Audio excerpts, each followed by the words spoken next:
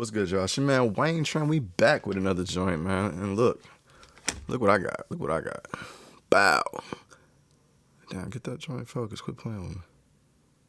Here we go. It's that Pixel 6a in the building. Let's talk about it.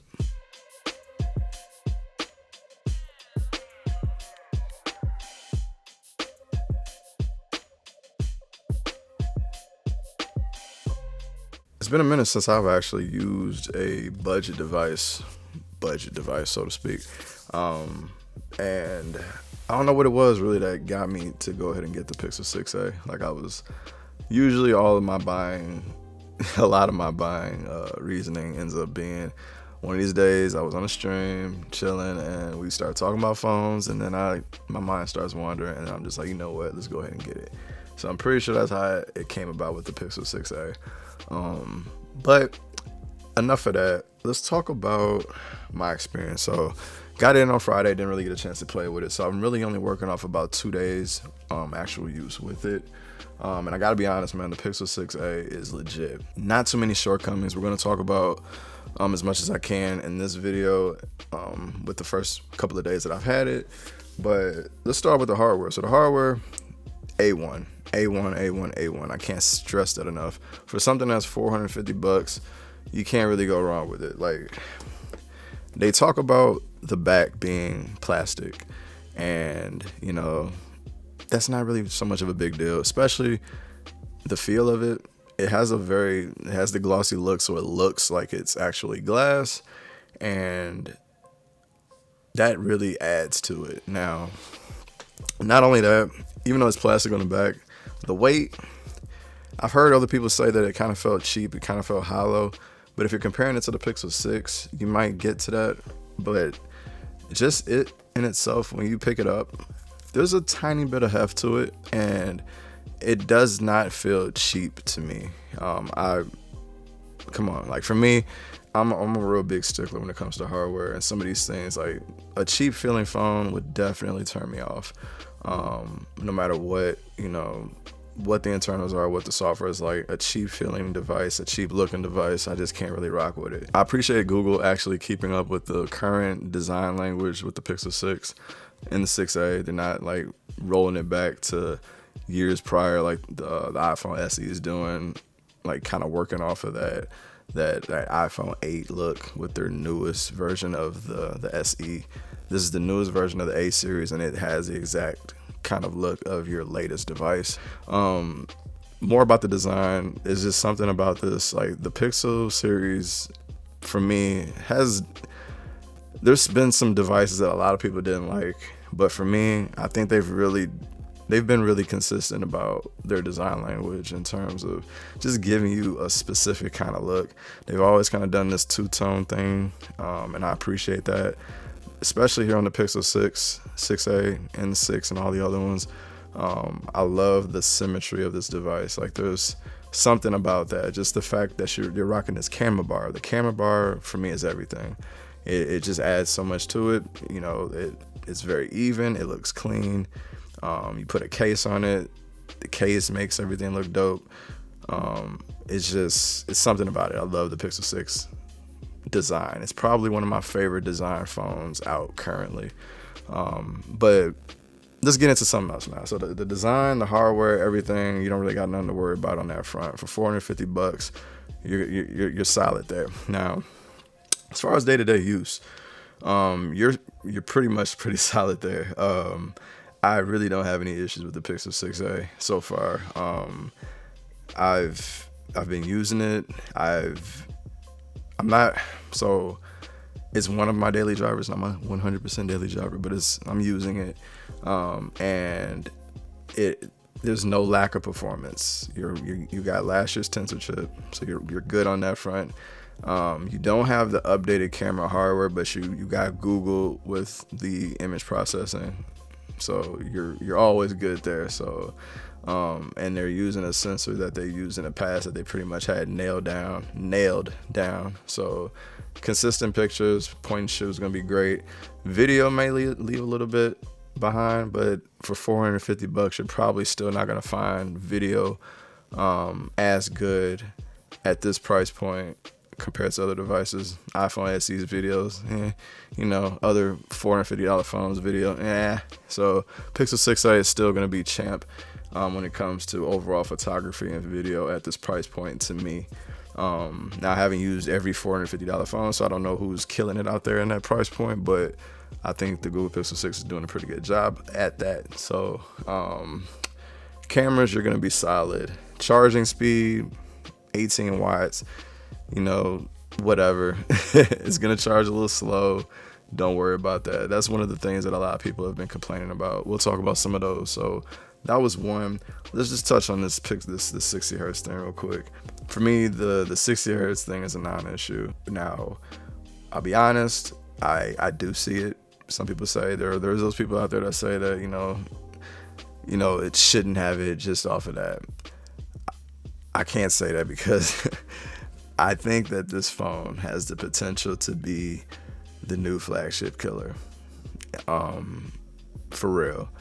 If they were to have a 120 hertz display, 90 hertz display on this device, they making a lot of companies. They oh, man. I don't know. Maybe Google knows this. They do this, they make that move, and things are a little different. They're kind of missing some of the stuff that some of the overseas or the European market, the Asian market, some of those phones are doing with the super duper fast charging and the LTPO panels and all that stuff. They're missing some of that stuff on this phone. But if you're talking about a flagship killer, you don't need everything. You just need the core things. And I think charging speed is one. So if they were to ever go for that, they definitely need to bump up charging speed. And I think overall hardware, so they don't necessarily need a 1440p display, but a 1080p, 120 hertz, 90, they knocking it out the park, bro. They would kill it. They would absolutely kill it. And I just don't know if Google's trying to do that. Like, I just feel like Google ain't really trying to do that, but I'm going off on a tangent. But anyway, all in all though, 60 hertz, you're not really going to be missing that much. They really optimized this display really well. For me, it's noticeable, but for many other people that ain't really ever used a 90 hertz or 120 hertz display, you're not going to be missing anything. In fact, this might be one of the better displays that you would have used. Very iPhone-like, a little bit. It's Android, so it's never going to be completely that. The animations on iPhone are just totally different. So you're not going to actually get that experience, but it's very smooth. You're not going to have any issues there. Another issue that a lot of people have been talking about is heating. As we speak, my Pixel 6 is a little warm to the touch. Battery is now at 12%, which I think there might be something draining it pretty rapidly right now. I don't know what it is, but it's probably this Twitter. I've been in this whatchamacallit for a while, so it's lit up, man. Things in the background been running, so it's starting to bog down the battery a little bit. But typically I've noticed that, and I've heard this from other people like Barry Johnson, that say that sensor just kind of runs a little hot, and I've noticed that myself with my Pixel. It runs a little hot. This one is probably a little bit more noticeable. I'm not going to go out on the limb and say that it's straight up overheating. I think that they're behind a little bit on updates. There was an update that just pushed through today, so we'll see what that corrects or changes or whatever. But once they get caught up, I think they'll be fine. But even so, it's a completely different hardware. Like, we're talking about smaller chassis compared to the Pixel 6. So some of those things were, as far as being able to feel the heat even with the phone, is gonna change just because it's a whole different phone. But I'm not rocking a case either, so it has to be mentioned, I guess. But it's not unusable. It's definitely a little hot. But like, one of the things I did notice, even though it got hot, the performance and the battery life weren't affected. So that's why that just kind of makes me think that this is just kind of what Tensor is. Should it be getting this hot? Maybe not. It's not exactly enjoyable, so to speak. But if you kind of understand what's going on, like, it's not the biggest deal in the world. So I really want to make, like, I wouldn't be tripping on that. Like, it's a little warm, but you know, it's not completely hot. It's not giving me any warnings or anything like that. Now, the overheating that other people have also kind of experienced, or what they call overheating, is filming 4K 60 hertz or 60 FPS, which I don't understand. Let me talk about that real quick. I don't get why people like test that. Like, filming long 60 FPS videos is very like, that's not really common.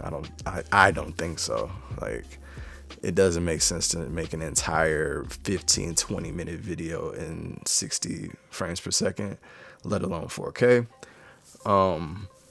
So I get it. You know, you want to compare it to another device that might not actually be experiencing the heat or whatever, cool. But in reality, that's not a fair comparison, because that's not a normal thing that people do. Like, it's like, not let alone doing that while it's 90, 100 degrees outside. So it's like, what do you expect the phone to actually do? Like, for me, I just feel like that test it just doesn't make any sense. And I get it. It's content. People ask these things. I just think it's unfair because we have a lot of other issues that may need to be addressed, and I think that is not one of them.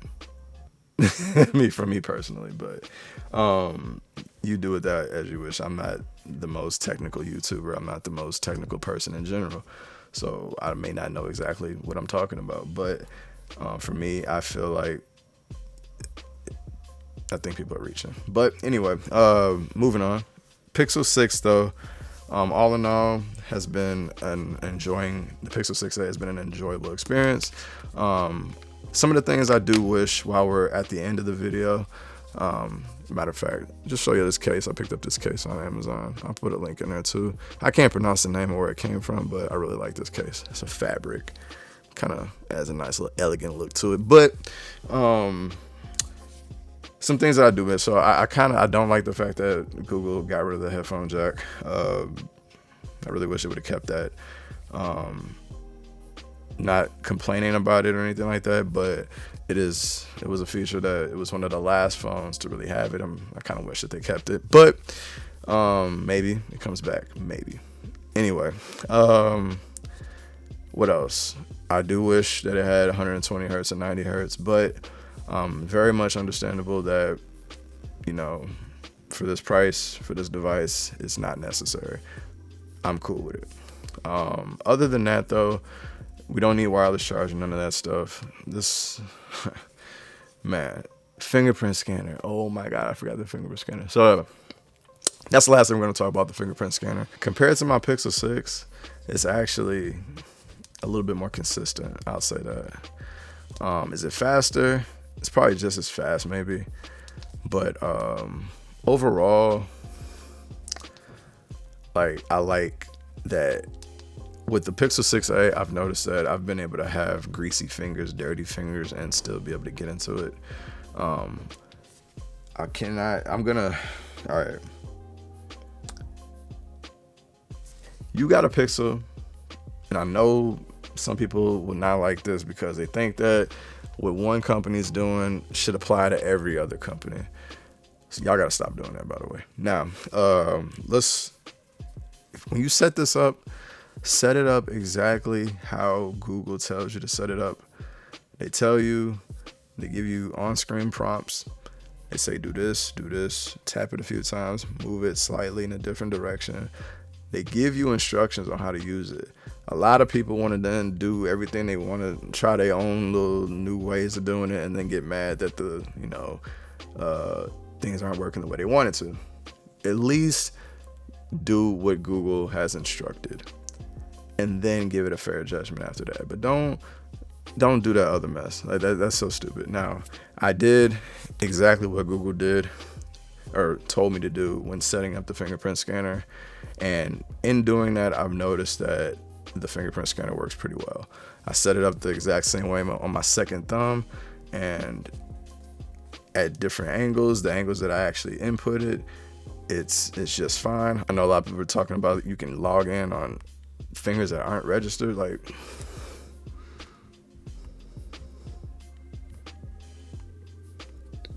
nope. Just overall, man, I'm not mad at the Pixel at all. Pixel 6a, this is a dub. It's a full dub. You know, overall, it's been out for a couple of days, so we gotta actually give it its full run. But I really can't wait to see what this is like with Android 13. I can't wait. So we'll check it out then too. We're gonna have some more accessories like this, and we'll talk about it some more. But anyway, man, that's all I got on the Google Pixel 6a. Y'all hit me up in the comments. Let me know what y'all think. What's y'all experience like with y'all Pixel 6a? And it's your man. We out.